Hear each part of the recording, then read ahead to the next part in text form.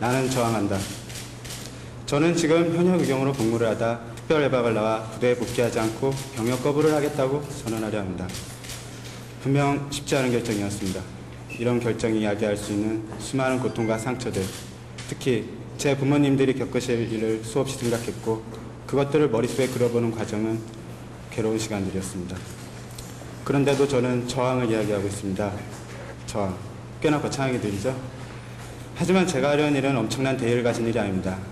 단지 자신의 삶에 있어서 자신의 목소리를 가지고 자신의 삶을 찾아가는 과정이죠. 그렇습니다. 제게 있어서 저항은 주체성을 가지고 제 삶을 만들어 나가는 것입니다. 자신의 마음의 소리에 귀 기울이며 옳다고 생각하는 가치를 지니고 자신의 삶의 색채를 더해가는 것. 그리고 다른 사람의 삶과 조화를 이루며 공존하는 것은 누구에게든 의미 있는 일일 것입니다. 그리고 그 과정에서 자신의 삶을 억압하는 것을 똑바로 바라보고 그에 대해 저항하는 것은 열정적으로 삶을 살아가는 자세라고 생각합니다.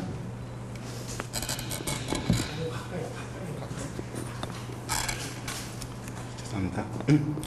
그리고 지금 저는 지금껏 억압들에 순응하며 살아온 제 삶을 내던지며 저항을 통해 제 삶을 찾아가야 한다고 느낍니다.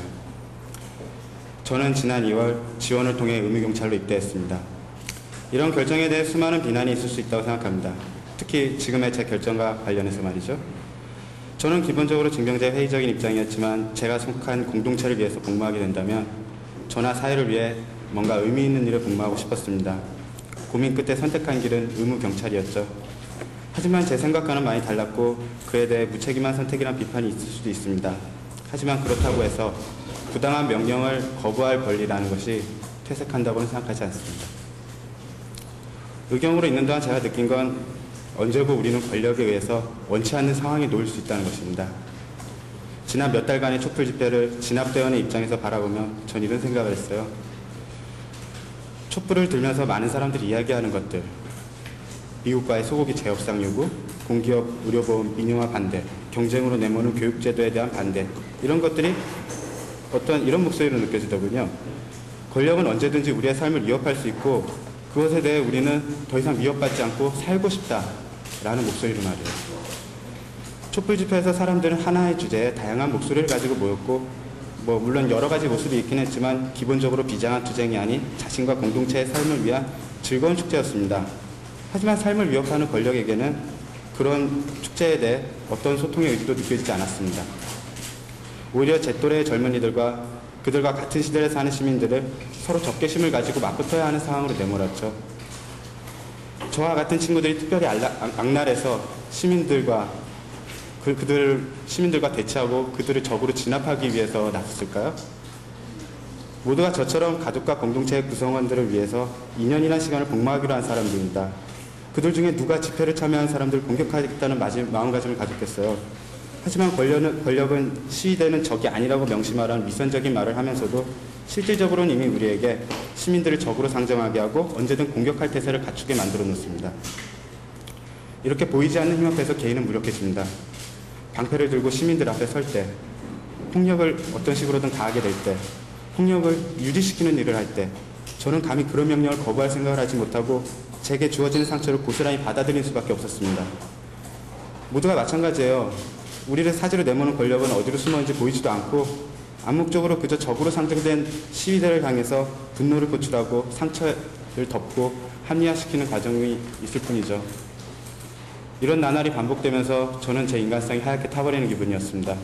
진압작전에 동원될 때도, 기약 없이 골목길을 지키고 있어야 할 때도, 시민들의 야유와 항의를 받을 때에도 아무 말 못한 채 명령에 따라야 하는 스스로를 받아들이는 건 끔찍한 일이었습니다.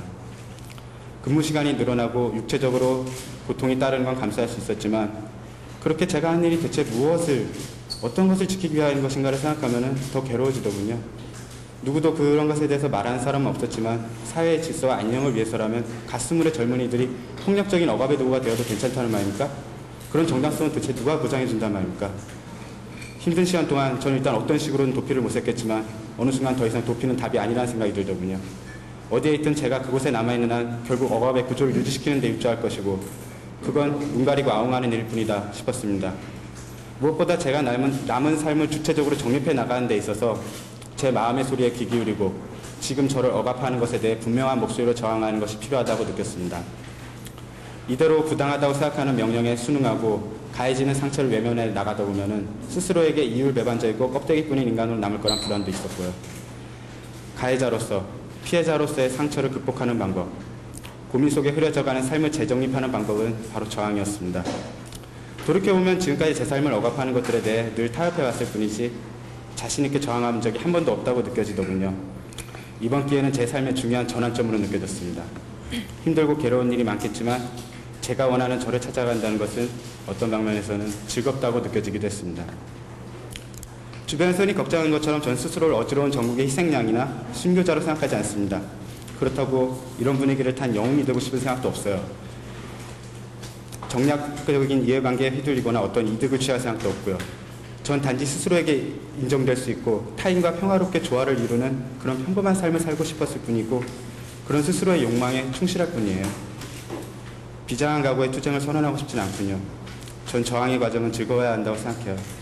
억압의 조건은 힘겹지만 그에 대항해 자신을 찾고 목소리를 내는 과정은 무겁게 받아들일 일만은 아니라고 생각합니다. 저도 노력하겠지만 많은 분들이 자신의 삶에 있어서의 억압에 대해 저항해 나가는 것도 저의 작은 바람입니다.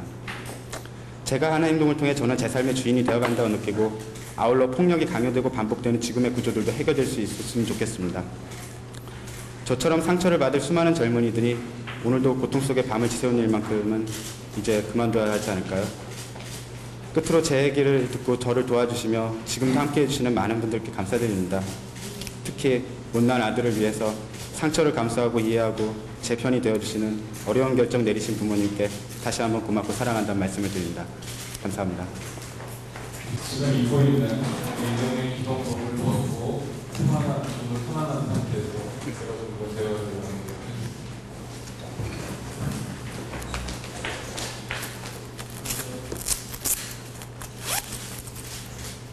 나는 저항한다.